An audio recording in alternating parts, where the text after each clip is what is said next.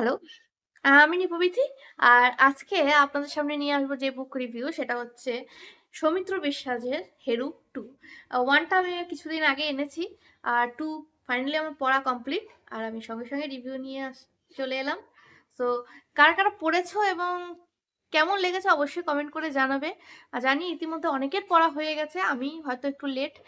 যাই হোক, ফাইনালি আমার পড়া শেষ আর আমি রিভিউ নিয়ে আসলাম। চলো তাহলে আজকের মতো রিভিউ দেখা যাক। অফিস থেকে বাড়ি ফেরার সময় রাহুল ফুটপাত থেকে হঠাৎই একটা পুরনো বই দেখতে পায়। বইটা প্রাচীন বিজয়নগর রাজ্যের রাজধানীর এবং তার নানা রহস্যময়তা নিয়ে লেখা। বইটা কেনার মুহূর্তে হঠাৎই একজোড়া ছেলে মেয়ে উপস্থিত হয় এবং বইটা দাবি করে। কথা কাটাকাটি হলেও রাহুল বইটা ছাড়ে না। তারা দুজন রাহুলের পেছনে ধাওয়া করে বাড়ি অবধি।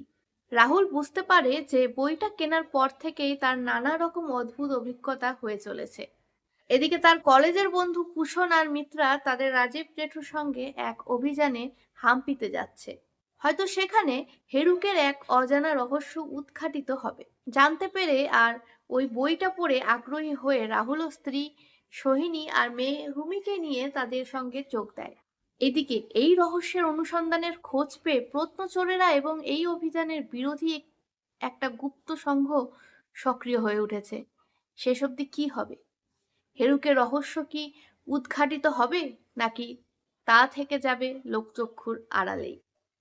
জানতে হলে পড়তে হবে সৌমিত্র বিশ্বাসের লেখা 'হেরু 2'।